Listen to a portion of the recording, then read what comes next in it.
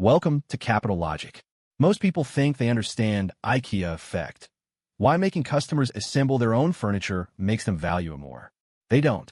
Today we are going beneath the surface to show you what's actually happening. If that kind of analysis is what you're looking for, like this video and subscribe now. Here's what the numbers really say. IKEA's genius isn't just selling cheap furniture. It's making customers pay to do the company's work, yet somehow convince them they got a better deal and love the product more. It's a psychological masterstroke, and it's far more pervasive than you might think. Stay until the end. I'll break down 3 lessons from IKEA's playbook you can apply to your business this week. If you want business breakdowns you can actually use, hit subscribe and the bell. The idea of making customers work for their products might seem counterintuitive, even a little absurd. Why would a company intentionally create an inconvenience? Yet, for decades, one global giant has not only embraced this strategy, but built an empire on it. We're talking, of course, about IKEA. Imagine it's the late 1950s.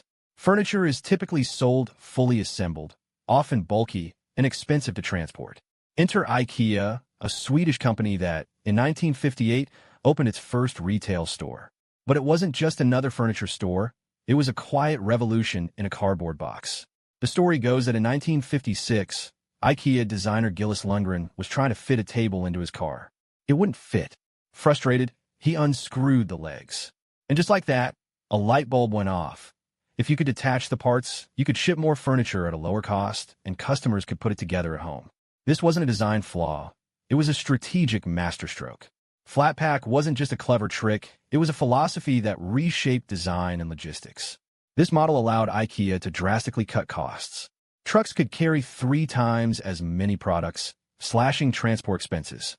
Storage became more efficient, and the reduced cost translated into significantly lower prices for consumers. Suddenly, stylish, modern furniture wasn't just for the wealthy.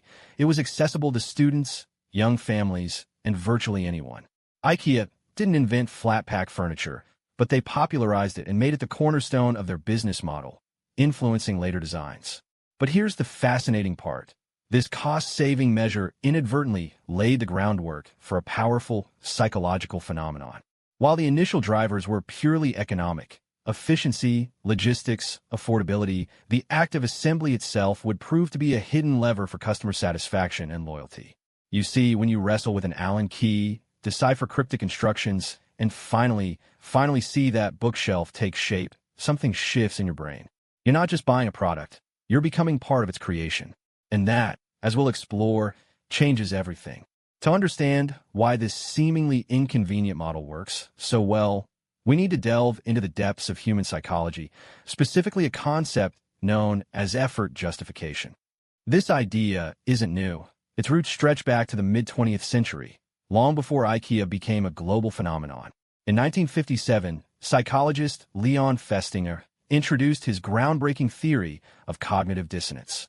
Festinger proposed that humans strive for internal psychological consistency. When we hold contradictory beliefs, ideas, or values, or when our actions clash with our beliefs, we experience a state of psychological discomfort, dissonance. To alleviate this discomfort, we're motivated to change something: our beliefs, our actions, or our perception of the situation. Effort justification is a specific manifestation of this theory. It suggests that when we invest significant effort into a task, especially if that effort is difficult or taxing, we tend to rationalize that investment by elevating our appreciation or value of the outcome. Why? Because if the outcome wasn't valuable, then all that effort would have been for nothing, creating uncomfortable dissonance. To reduce this discomfort, we unconsciously boost the value of the outcome, making it seem worth the struggle. It's the mind's way of ensuring that the effort and the end result align psychologically, maintaining our internal consistency. This means that the more effort someone puts into something, the more they will value it, even if the objective quality of the item isn't superior. It's not always rational. It's protective. You might struggle for 1 hour assembling a flat-pack cabinet, only to realize it's a bit wobbly. But instead of admitting it's imperfect, your brain might tell you, "Look at what I built. It's fantastic." This self-inflicted bias is a powerful force, turning perceived flaws into badges of honor and making us fall in love with our own creations. While the term IKEA effect wouldn't be coined for decades, the underlying psychological principle had an accidental, yet profound, application much earlier, in the American kitchens of the 1950s. This story involves Betty Crocker and her instant cake mixes. When instant cake mixes first hit the market, they were designed for ultimate convenience. Just add water, and voila, a cake. The manufacturers assumed that less effort equaled more appeal. But sales were surprisingly disappointing. It turned out, these mixes were too easy. Housewives, the primary target audience, felt a sense of guilt or a lack of accomplishment. Baking a cake was traditionally a labor of love, a way to demonstrate care and skill. An all-instant mix stripped away that sense of pride and personal contribution.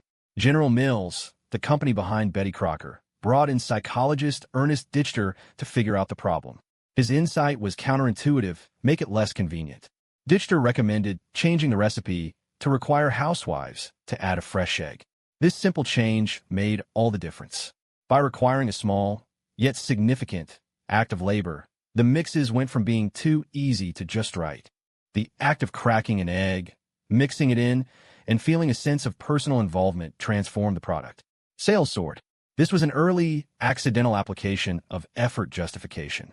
The added egg increased the perceived contribution of the baker, giving them a sense of ownership and pride in the final product. It showed that sometimes a little bit of work can dramatically increase the perceived value of an item, turning a mundane task into a rewarding experience. The Betty Crocker story became a legendary anecdote in marketing, illustrating how infusing a task with labor could be a crucial ingredient for success. For years, the phenomenon remained an observed curiosity, a marketing anecdote, or psychological principle discussed in academic circles. But it did not have a name that captured its essence until 2011. That year, a pivotal paper titled The IKEA Effect, When Labor Leads to Love, was published. The researchers behind this landmark study were Michael I. Norton of Harvard Business School, Daniel Moshon of Yale, and Dan Ariely of Duke University. They formally identified and named the IKEA effect, describing it as a cognitive bias where individuals place a disproportionately higher value on products they have partially created or assembled themselves. The name, of course, was a direct nod to the Swedish furniture retailer, whose business model perfectly encapsulated the phenomenon. Their experiments were elegantly designed to demonstrate this effect. In one study, participants were asked to assemble plain IKEA storage boxes. Another group simply inspected identical pre-assembled boxes. Then, both groups were asked how much they would be willing to pay for the items. The results were striking. Subjects were willing to pay 63% more for furniture they had assembled themselves compared to equivalent pre-assembled items. The builders also rated liking the box 55% more than the non-builders. In another experiment, participants folded origami cranes or frogs. Builders valued their own amateurish creations at about 23 cents, while bystanders would only pay about 5 cents for the same lopsided results, treating them as nearly worthless crumpled paper. This made the maker's valuation nearly 5 times higher. Even more astonishing, these amateur creators valued their own handiwork almost as much as a professional's, with a gap so small it was not statistically meaningful, 23 cents for their own versus 27 cents for an expert's. These studies confirmed that labor alone can be sufficient to induce greater liking for the fruits of one's labor. Even constructing a standardized bureau, an arduous task, can lead people to overvalue their often poorly constructed creations. The effect, however, only fully manifests when tasks are successfully completed. If creations are destroyed or left unfinished, the IKEA effect dissipates. The implications were clear. IKEA's strategy of requiring customer assembly, initially driven by cost reduction, had an unexpected and powerful psychological impact. It wasn't just about saving money, it was about creating a deeper connection, a sense of pride, and ultimately, a higher perceived value in the customer's mind. It turned a potential chore into a profound driver of loyalty. But this isn't just about furniture or cake mixes. This cognitive bias, this IKEA effect, permeates far more aspects of our lives and the business world than you might imagine. Now, you might be thinking, okay, so people put together some flat-pack furniture, they feel a bit of pride, big deal. But the true depth of this psychological phenomenon, the IKEA effect, is far more profound than just a fleeting sense of accomplishment. It's a fundamental rewiring of how we perceive value. and the research backs this up with startling clarity. The formal naming of the IKEA effect in 2011 by researchers Michael I. Norton, Daniel Moshon, and Dan Arley wasn't just about giving a catchy name to a hunch. It was the result of rigorous experimentation that quantified just how deeply our labor impacts our love for an object. They published their findings in a paper titled The IKEA Effect, When Labor Leads to Love, and what they uncovered was nothing short of revolutionary for understanding consumer behavior. Consider this. In one pivotal 2011 study, participants were asked to assemble an IKEA storage box. Another group simply inspected the same box already built. The results? The group that built the box valued it 63% higher than those who merely looked at the pre-assembled version. Think about that. For the exact same product, the act of putting it together made people willing to pay nearly 2/3 more. It wasn't just about perceived monetary value either. The builders rated liking the box 55% more than the non-builders. This isn't just a slight preference. It's a significant emotional attachment forged through effort. The researchers took this even further, moving beyond furniture to something seemingly trivial: origami. They had participants fold paper cranes or frogs. Afterwards, these amateur creators were asked how much they'd pay for their own creations. They valued their origami at about 23 cents. Now, here's the kicker. Bystanders, observing these creations, were only willing to pay about 5 cents for the exact same paper art. That's a nearly 5-fold difference in valuation. The makers saw their humble paper folds as almost 5 times more valuable than an objective observer did. What's even more astonishing is how this self-generated value can rival professional work. In the same origami experiment, the amateur creators valued their own handiwork almost as much as an expert's. With the gap so small, it wasn't statistically meaningful: 23 cents for their own versus 27 cents for an expert's. This cognitive bias makes individuals overconfident in the quality of their self-made creations, sometimes valuing them as highly as items made by true experts. It speaks to a deep-seated human need for competence and accomplishment. When you successfully complete a task, like assembling a bookshelf or folding a paper crane, it instills a sense of pride and ownership. This isn't just the endowment effect, where we value things more simply because we own them. The IKEA effect specifically requires you to build or make something yourself. It's rooted in what psychologists call effort justification. The more effort you put into something, the more you will value it. This concept has been observed since Leon Festinger's work in 1957, long before IKEA was a global phenomenon. But the IKEA effect isn't some magic bullet that works in every scenario. There are critical conditions for it to truly manifest and, crucially, for it to last. The core principle is successful completion. If your creation is destroyed, or if you simply can't finish it, the effect dissipates. Imagine struggling for hours with a flat-pack wardrobe, only for it to collapse into a pile of particle board and screws. That wouldn't leave you feeling proud. It would leave you frustrated and resentful. The optimal level of effort, then, is a delicate balance. It must be low enough to avoid frustration, but high enough to generate a genuine sense of contribution and accomplishment. The researchers found that the IKEA effect is diminished if the completed object is then deconstructed. It's not just about the act of building. It's about the enduring presence of your creation. This highlights that the value isn't purely in the process, but in the tangible outcome that stands as a testament to your effort. If you painstakingly build a Lego castle, only to immediately tear it down, that sense of pride and ownership quickly fades. The object needs to exist, to be used, to serve as a constant reminder of your labor and competence. This is where IKEA's genius truly shines. Their furniture assembly isn't overly complex. It's designed to be just challenging enough to engage you, to make you feel like you've done something, but not so difficult that you give up in despair. The instructions are mostly pictorial, universal, and the tools are often minimal. It's a carefully calibrated dance between effort and reward, ensuring that most customers successfully complete the task and, in doing so, fall a little bit more in love with their new table or bookshelf. While the phenomenon bears the name of the Swedish furniture giant, the IKEA effect extends far beyond flat-pack wardrobes and Billy bookcases. It's a fundamental aspect of human psychology that influences diverse industries and shapes modern business models. Think about it. Any company that involves you in the creation or customization of a product is likely leveraging this effect. Take Build-A-Bear Workshop, for instance. You don't just buy a teddy bear off the shelf. You choose its skin, its stuffing, its outfit, even its little heart. You're actively involved in bringing that toy to live. Or consider Subway, where you dictate every ingredient that goes into your sandwich. You're not just a passive consumer. You're the architect of your meal.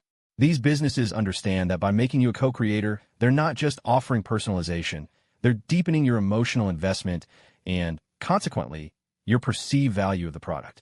Even Betty Crocker, way back in the 1950s, stumbled upon an early manifestation of the IKEA effect. Their initial instant cake mixes were too easy.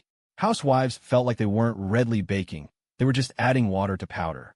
The mixes only became popular after requiring housewives to add an egg, thus increasing their labor and perceived value.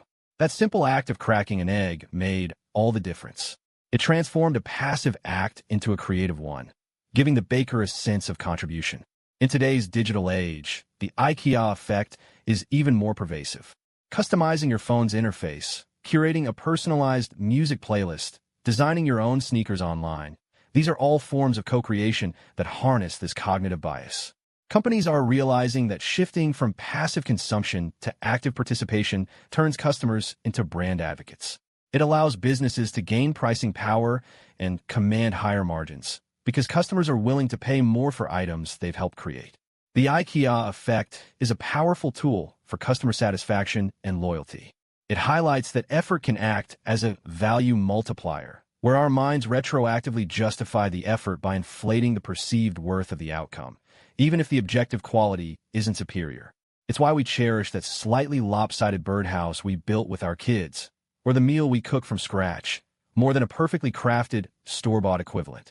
So, IKEA's strategy of requiring assembly, initially driven by cost reduction, inadvertently tapped into one of the most fundamental aspects of human psychology.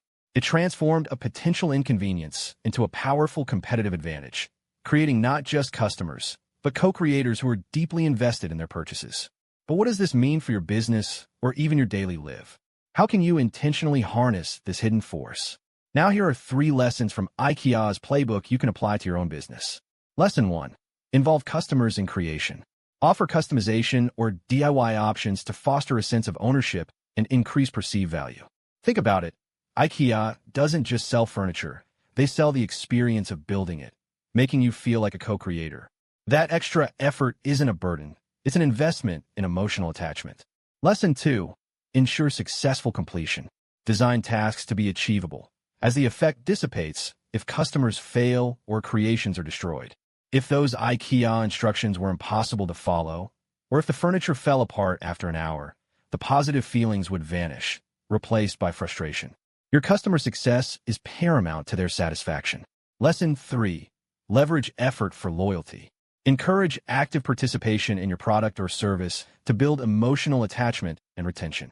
When customers put in the work, they don't just own the product, they own the outcome. That sense of accomplishment, that personal stake, makes them far less likely to abandon what they helped create. If you want more business breakdowns you can actually use, subscribe. I'll see you in the next one. Now you know what most people never bother to find out about IKEA Effect. Why making customers assemble their own furniture makes them value it more. The question is what you do with that knowledge. Subscribe to Capital Logic for more breakdowns like this one, and hit the notification bell so you catch every episode. The next case study drops soon.